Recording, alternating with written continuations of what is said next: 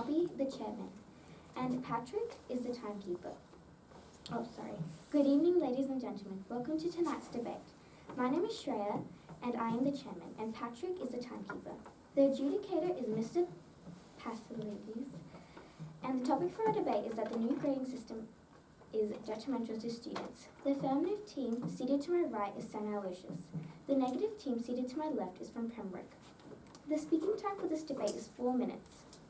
A single warning bell will be sounded 1 minute before the speaking time, and double bell when the sound at the speaking time. A continuous bell may be rung for 30 seconds after the speaking time, in which case the speaker must sit down immediately. Please switch off your mobile phones and other electronic devices. I declare this debate open. I call upon the first affirmative speaker, Alia.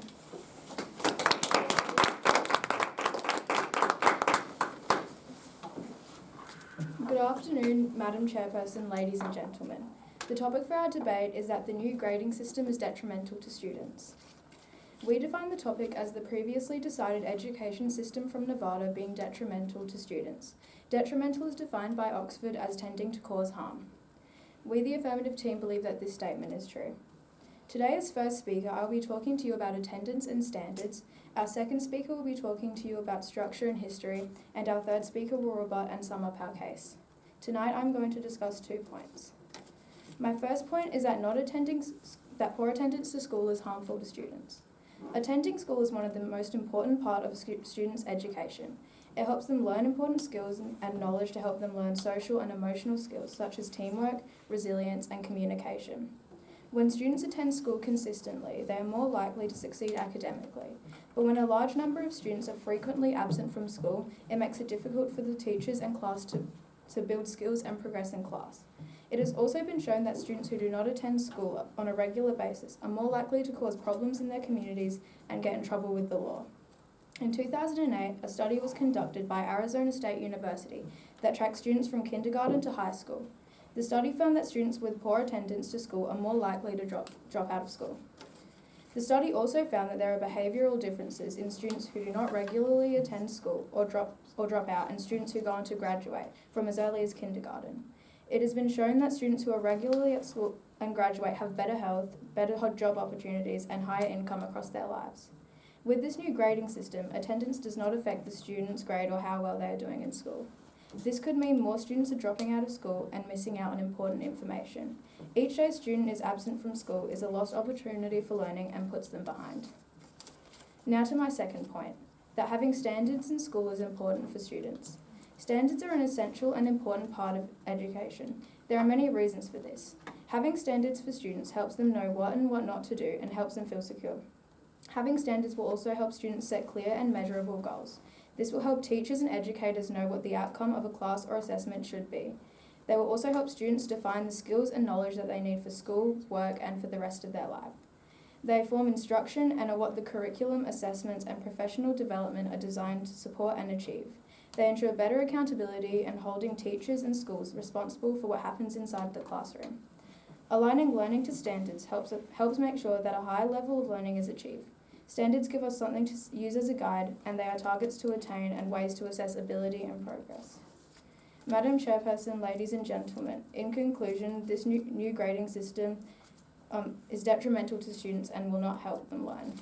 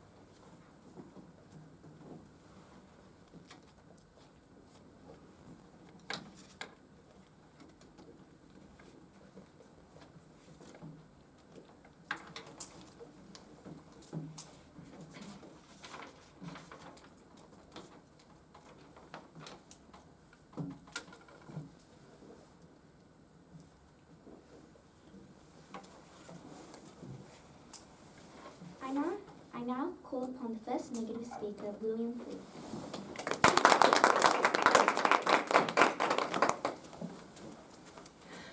Good evening, Madam Chairman, ladies and gentlemen. The topic for our debate is that the new grading policy is detrimental to students.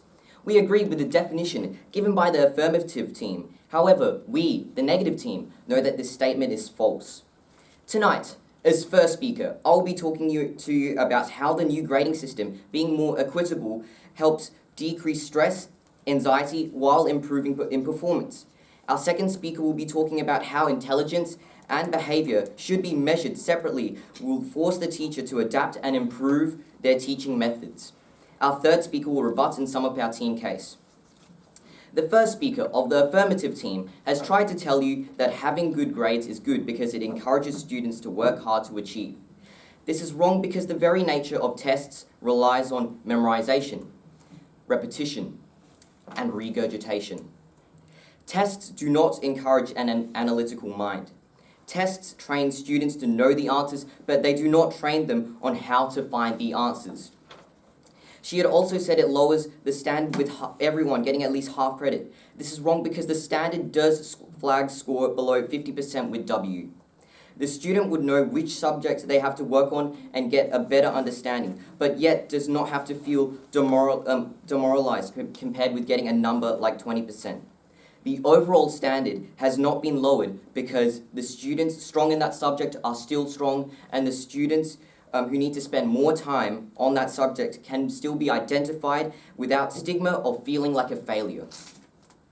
I will be discussing 2 points. My first point is that the new grading system aims to be more equitable for all students.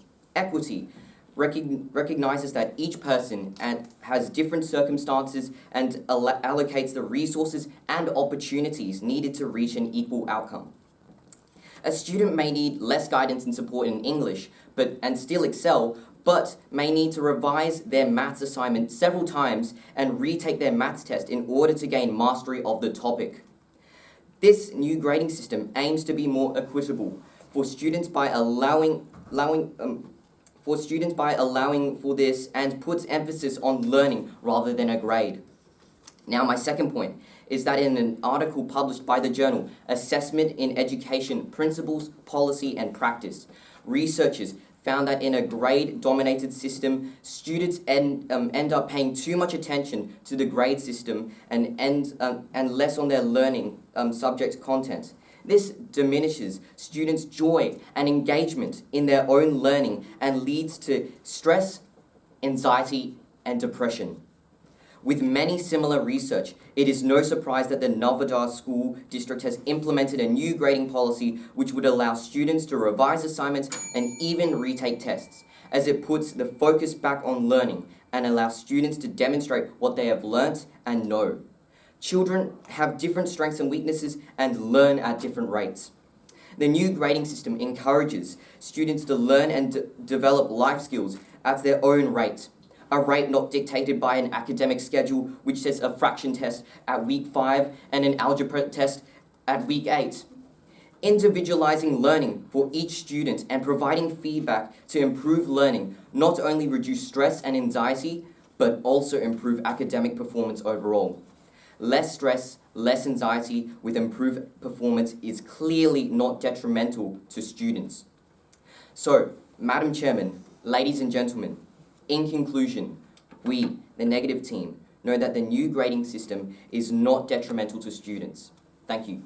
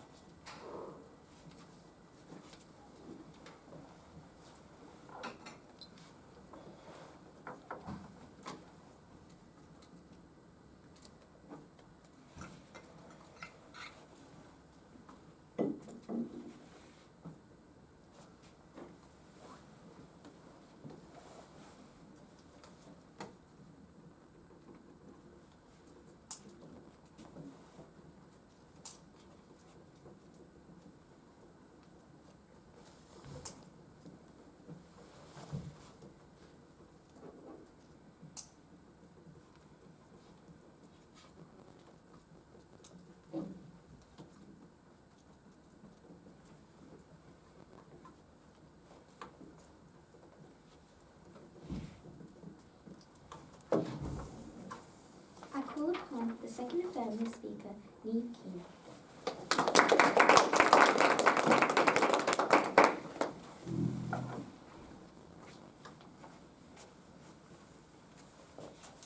Good afternoon, Madam Chairperson, ladies and gentlemen. The topic for our debate is that the new grading policy from Nevada is detrimental for students.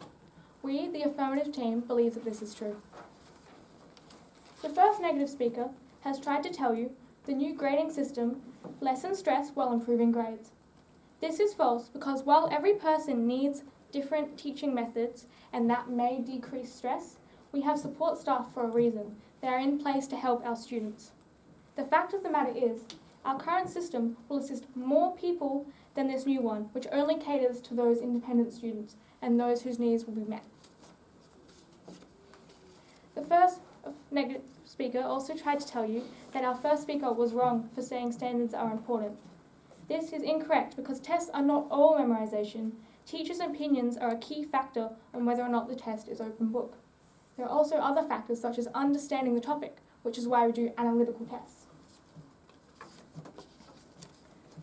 My first point is the importance of structure and motivation within the schooling system.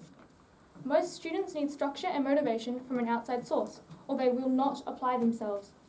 With this new schooling system, kids must be independent. This could be extremely beneficial to those from year 12 to university, when being responsible for your own learning is expected. However, it is starting far too young, as early as those in year 6. We are expecting 11-year-olds to be responsible enough to complete their own assignments with no consequence if they do not. More than half my class complete their assignments the night before, or they hand them up late.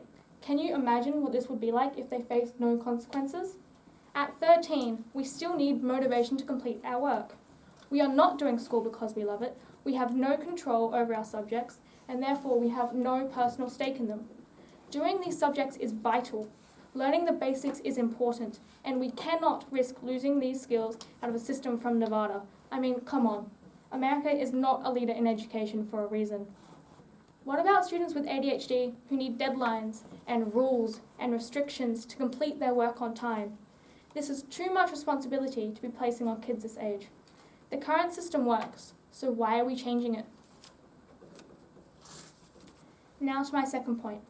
The results Australia's current education system has brought us throughout history. Australia is ranked as one of the top 10 countries in the entire world for education. Clearly, we are doing something right. This new idea is nothing like our current system. Our current system brings results we cannot ignore. Why would we change to a new and untried system when we could simply use the current system, which has not let us down? I am not saying we should not review our current system, but using a system that is not impacted by students' attendance and academic performance is foolish. The facts do not lie, and the facts say the current system works. A study conducted by the Review of Educational Research showed that if a student misses 18 days of school a year, it begins to negatively impact a student's academic performance. It may not even be the student's choice to miss school. This could lead to parents not taking their children. There are laws about student attendance for a reason. It is to protect their future and their education. This new system would bypass all of these laws. We are ignoring research, we are ignoring facts, and we are ignoring all those children who are stuck in bad situations. Sometimes the law is the only reason parents send their children to school at all. We must stick with what we know rather than risk our children's education and their future.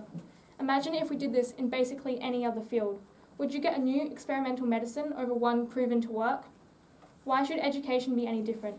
It is risking the education of our future world leaders, our doctors, our teachers. We should not be risking it all when we have a system backed by history, backed by years of research and results. So, Madam Chairperson, ladies and gentlemen, we cannot risk the future of our country or the stability of our education on this new system.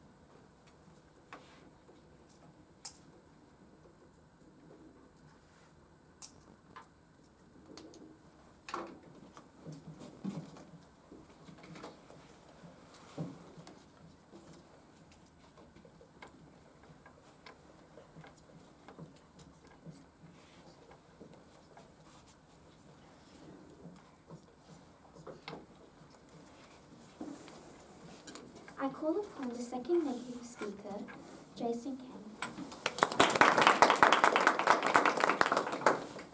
Good evening, Madam Chairman, ladies and gentlemen. The topic for this debate is that the new grading policy will be detrimental to students. We, the negative team, strongly believe this statement to be false. The affirmative team's second speaker has tried to tell you that students will slack off and not attend school when given a chance. However, this is untrue. The fact is, whilst not everybody likes school, people still think it is important to attend school. This can be seen in a study completed by Youth Truth, which concluded that 87% of all students think that school is important, with 96% thinking it was also highly important. This shows that nearly all students believe that school is very important for ensuring their future. I'll be discussing 2 points tonight. My first point is on how it is important to measure intelligence and behaviour independently. My second point is that the new policy will usher in a new age of teaching methods. My first point is on how intelligence and behaviour should be measured separately. The old policy factored both into a grade, but the new one will now separate the two. This means that the grade will now solely represent a student's mastery of a concept and not how they behave. This is highly important. A student's intelligence is not indicative of their behaviour, and a student's behaviour is not indicative of their intelligence. The idea of a genius person being well behaved is a stereotype. Some of the greatest minds in history, such as Einstein or Stephen Hawking, were both actively rebellious to the teaching institutions they attended. This goes to show that good behaviour does not equal intelligence. They are fundamentally different, and a single letter grade could not possibly describe them both. Yes, behaving well is very important in life. However, it is also important to measure someone's intelligence and behaviour independently. A person can easily be tricked into thinking they're smart when all they're doing is behaving well. This is why the new policy is not detrimental, as it gives students a purer view of their educational level. My second point is that the new grading policy will usher in a new age of teaching methods. The new policy will undoubtedly make teaching harder, as students can now get away with bad behaviour without the fear of bad grades. However, if a teacher is faced with more badly behaved students, then it will require a better, more qualified teacher to be able to teach them. The old ways of punishing bad behaviour with bad grades is now outdated. Now teachers need to come up with new ways to control their class, such as making their classes more enjoyable. Education in history has progressed very far. Back in the days, a teacher's words could not be challenged by their pupils. Then the students gained the freedom to ask questions. And now the students can behave in any way they like. The new policy is likely the next step in education. Education is evolving, and this is likely the next stage. With every step in this evolution, teaching has become increasingly difficult, thus requiring more qualified teachers. Did you know that teaching started out being a slave's job, and it only became a qualified job after giving freedom to their students? The freedom this policy gives to students is what makes teaching a more qualified profession. Is having qualified teachers detrimental to students? Now to recap. My first point was on how intelligence and behaviour should be measured independently. My second point went into how the policy is the next stage in the line of evolution. Ladies and gentlemen, Madam Chairman, in conclusion, that is why we, the negative team, strongly believe that the new grading policy is not detrimental to students. Thank you.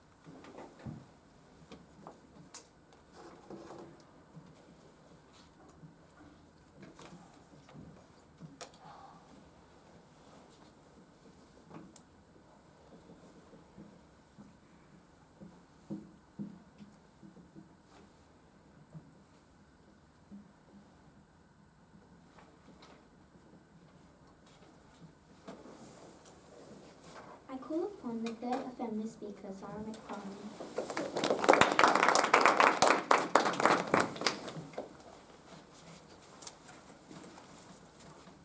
Good evening, Madam Chairman, ladies and gentlemen. The topic for our debate is that the new grading policy is detrimental to students. We, the affirmative team, believe that this statement is undeniably true. The first speaker stated that students pay too much attention to the grade system and not enough on their learning. This is wrong because the sole way to achieve good marks is to learn, pay attention, and comprehend. This information is not just memorising. If a student is achieving good grades, they are excelling in a subject through comprehension and learning of the facts. They are achieving a higher standard due to pushing themselves for a good grade. If grading was simply a way to make kids feel better about their learning, why would it be so important for universities and later life?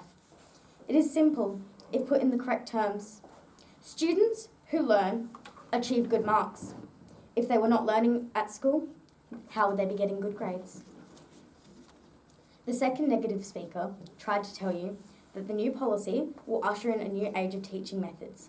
This is wrong because better quality teachers are simply not a thing.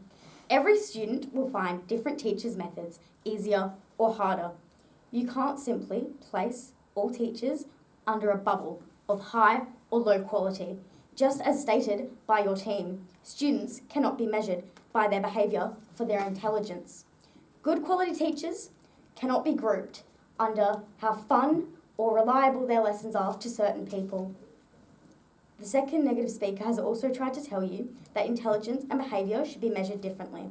This may be true, but we should still not be ignoring the fact that students need structure and discipline at an early age, or they will not have those traits when they are older.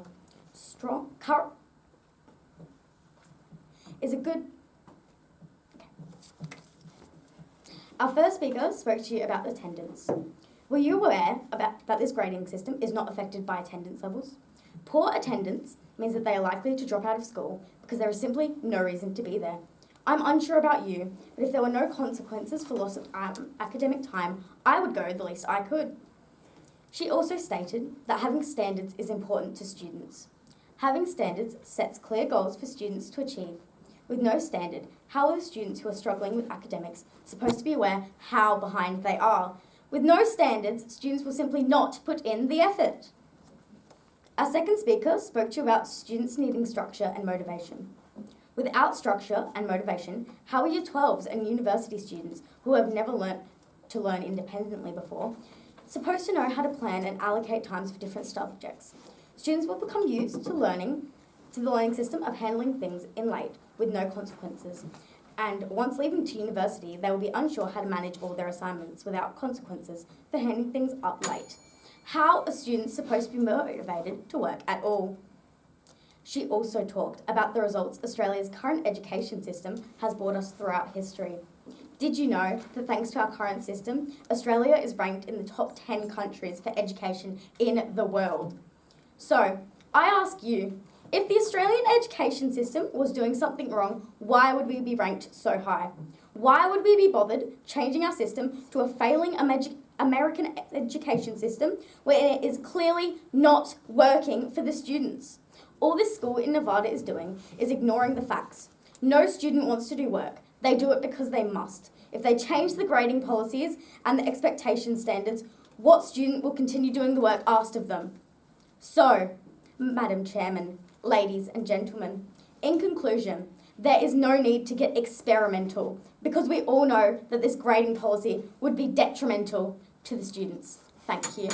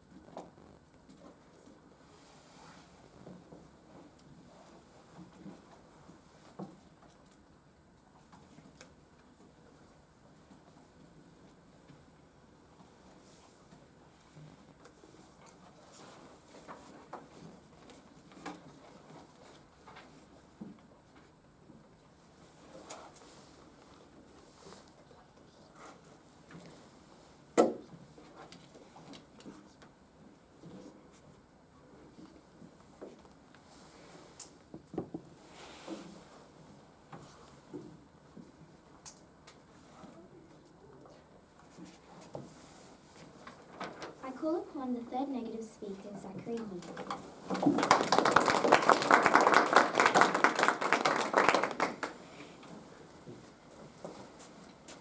Good evening, ladies and gentlemen. The topic for tonight's debate is that the new grading policy enforced in the Nevada School District is detrimental to students. We, the negative team, believe this statement to be false. I'll rebut some of the affirmative team's points and then summarise our team's case. Throughout this debate, the affirmative team has assumed that students would slack off and not attend school if given the chance. As our second speaker said, this is simply not true. Whilst all students don't love school, they still think it is important, which can be seen from a study completed by Youth Truths, where 87% of high school students thought school was very important and 96% of students thought it was at least important. This means that generally most students will not slack off, but instead keep on working to get into desirable professions. Instead of causing students to slack off, it will actually help students who have personal issues, mental disabilities, or, quite simply, way too many things on. These students will then be reduced from massive stress that no student should go through. The affirmative team's first speaker has tried to tell you that standards would be lowered. There is no evidence that students would lower their standards. They would still continue to submit their assignments, and they won't need to retake tests if they are smart. The majority will not be harmed by the change, but the disadvantaged who struggle to get to school will still get marks even if their assignments are submitted late. This means that it will encourage them to continue with school, which is a step forwards in solving a massive issue, as shown by the United States National Center of Educational Statistics, with 5.1% of students dropping out of school, which, when you think about it, is extremely high. The affirmative team's second speaker has tried to tell you that students need motivation. In life, we are not always going to have motivation. Everybody moves out. The fact is, if people are not taught how to correctly motivate themselves, they may not be ready for university. Also, this system does not stop motivation. There are still parents, teachers, friends, and multiple other people that will help with the students. The affirmative team's second speaker has also tried to tell you that in history, the old system has worked. In this ever-growing society, change is the most important thing. This new system is better than the old system for the current generation, as people are doing more and more things, meaning for many students, the old system is too hard to work with and outdated.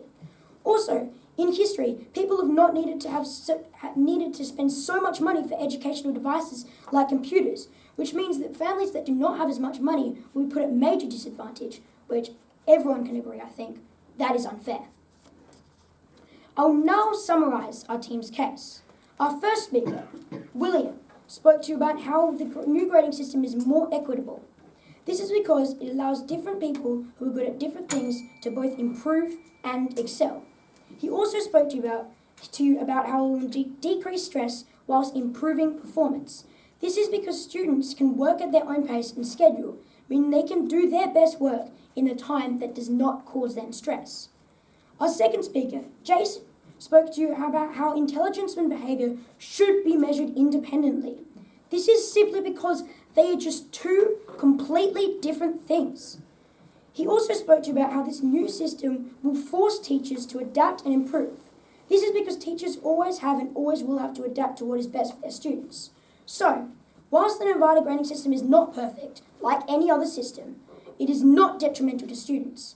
The higher achievers can still get their A's and can compete for college positions. But the less academic focused, the disadvantaged, and those whose talents are outside of the traditional classroom will not feel like failures and will not be put at a disadvantage as they usually would. Thank you.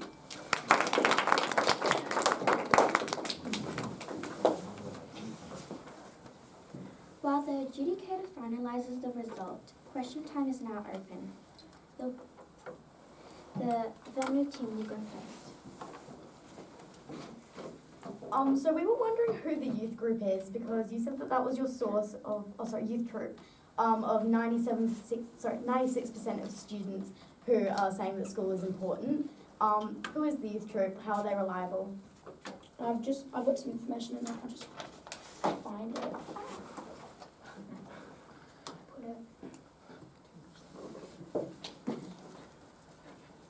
Alright, I'll just try and remember what I can. So the youth group is basically it's a company that is they're based in the US, and these surveys there was 160,000 people in the surveys, and these surveys were completed between 2014 and 2015.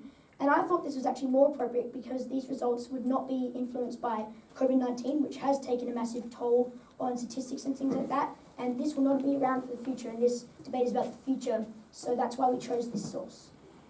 Okay, am I allowed to ask a question? We asked So you will get another turn that negative thing if you I was just wondering, I think, I'm not 100% sure, but I think, did you know that you're not meant to refer to yourselves? Because I heard a couple of times that you kind of refer to yourselves in your debates, and I believe that that's not meant to happen. I'm not sure, we haven't read that before. Yeah, we haven't. And we haven't been told that in feedback before, but thank you. Okay, we can now if you have another question. Oh, yeah. I just had a question. Do you think 160,000 people is enough? We have a population of 7.744 billion, I think, approximately. Is 160,000 going to represent a large majority? So, thing is that you can't get statistics of everyone, and it'd be impossible to have, sure we could get the Australian census, but that's, I couldn't find anything on that. I looked and this was the highest I could find. I know 160,000 in the scheme of things isn't that large, but yeah, You have another question? Yeah. I would like to ask that you said that teachers can't be grouped into two groups of good teachers and bad teachers. Can you please justify this? Because Well, every student, as I said in my debate, is going to find a teacher like helpful or not helpful. So some teachers will have a more fun, hands-on approach, like, oh, we're going to do this together and we're going to read this out loud and things. But some students may struggle with that and they would much prefer to do things alone. So not every teacher can be grouped into one thing, as everyone has different needs for a teacher and different qualities that they need within their teaching, like standards. but do you agree that Okay, you can ask something, Mr. Pembroke, if you have something. would we be able to ask one more? Yeah, have you been keeping track of how long we've been? Yeah, we've got just like 20 seconds left. Okay, Yeah, yeah, maybe take one more. We were just wondering, would you be able to quote where you found the negative effects to the new grading system? Because I don't know if you said that, we didn't hear that. Do you mean, what do you mean by that? Sorry. The negative effects to the new grading system. I believe you talked Yeah. about some of that. So we took a bunch of, I think my source was a government source. Can't remember, it's not here exactly. But we took sources from different things that then linked into the argument. So it wasn't from that article that was linked to the site itself, but it would affect the end result.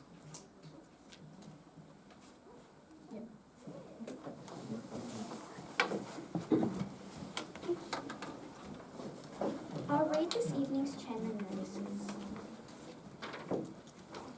We are delighted to announce that the subject of COVID restrictions, the grand finals will be held in the House of Assembly Chamber, Parliament House on Saturday, 25th September 2021.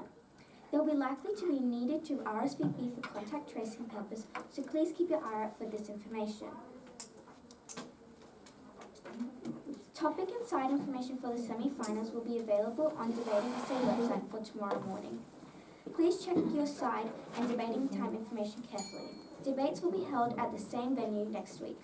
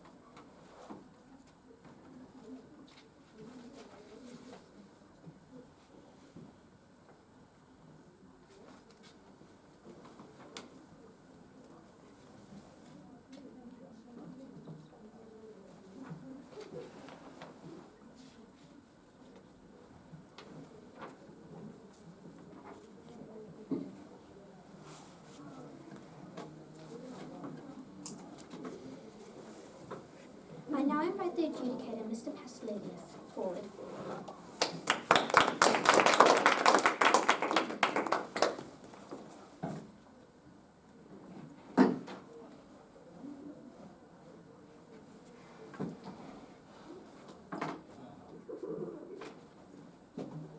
Okay, I guess I'm going to kind of stand here, mostly ignore the audience apologies, although I assume that you probably all know very well by now how this works. So tonight, I'm still going to go through all of the individual feedback for each speaker in the order that we spoke. I still have a debating award to award, and obviously the debate to award as well. I will try and kind of get through this fairly quickly. There is another debate in here, and also I don't want to keep you too much longer. Firstly, however, I do just want to say congratulations to both teams on making it to the quarterfinals. It's an achievement of itself, and you should both be proud of it, so well done.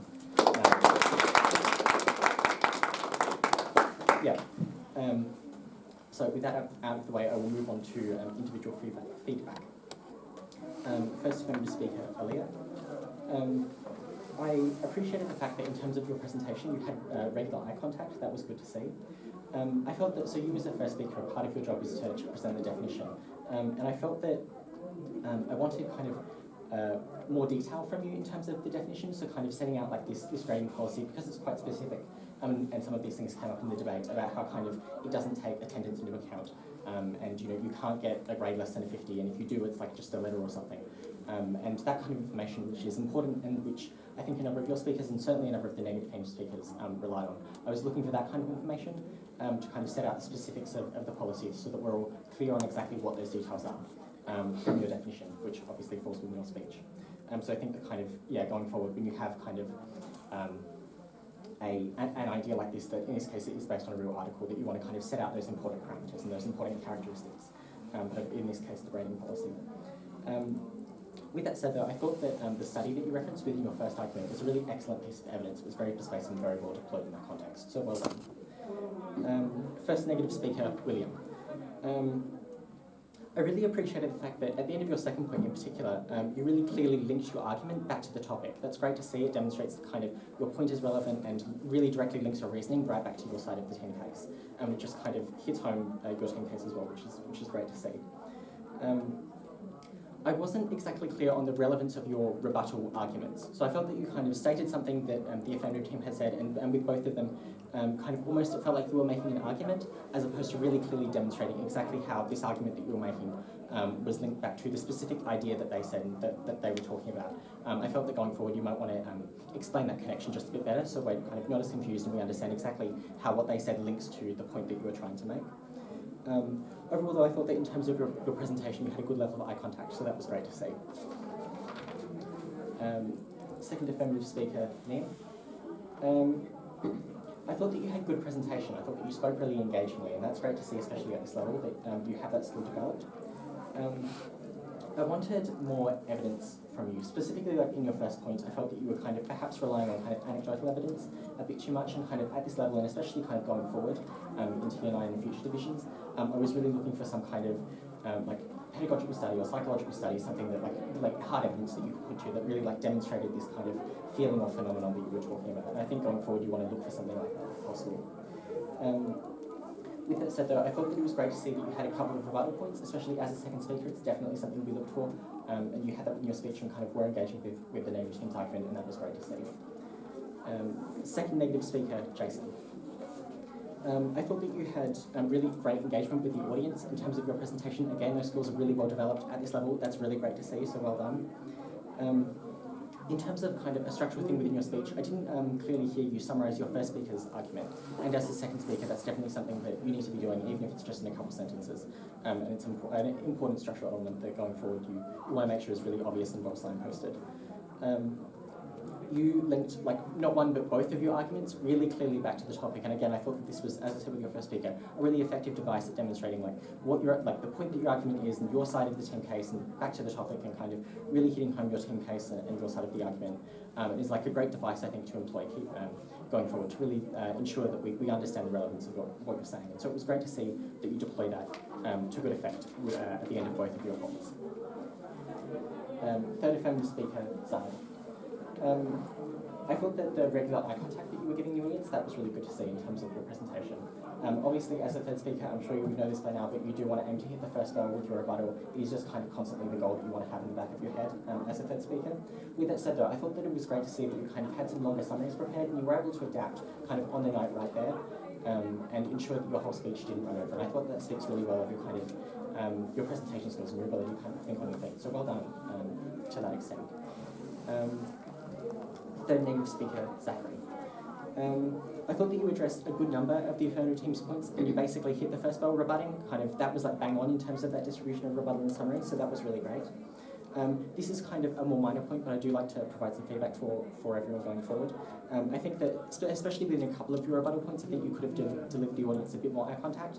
Like with other parts of your speech, it was really great, but there are a couple of points in there where I felt almost like you were kind of reading an entire cue card or something without looking up, and I think that kind of, you want to even that out going forward a bit more. Overall though, I thought that your speech had good structure, and that was good to see. So tonight, kind of on the basis of all of that, and generally on the basis of the arguments and the team cases put forth tonight, tonight I have awarded the debate to the negative team. Congratulations.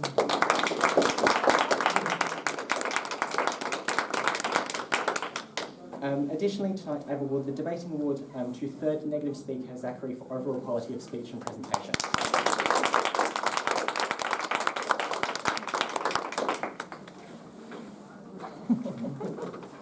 I call upon a member of the runner-up team to give a vote of thanks.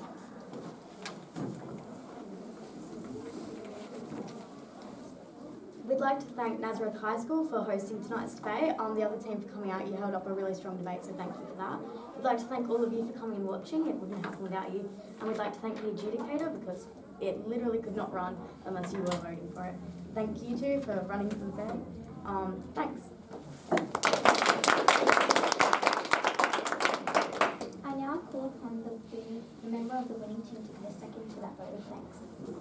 So we would also like to thank Nazareth College for hosting this debate. I would like to thank the audience and all the parents that came here to watch it, Madam Chairman and Mr. Timekeeper, and also for the opposing team because they offered a very good opponent, and we could definitely tell that was a very close debate, and we only had 1 week to prepare, so very good job to you. And also, we would also like to thank the adjudicators because, well, this debate couldn't run without him, so thank you everyone.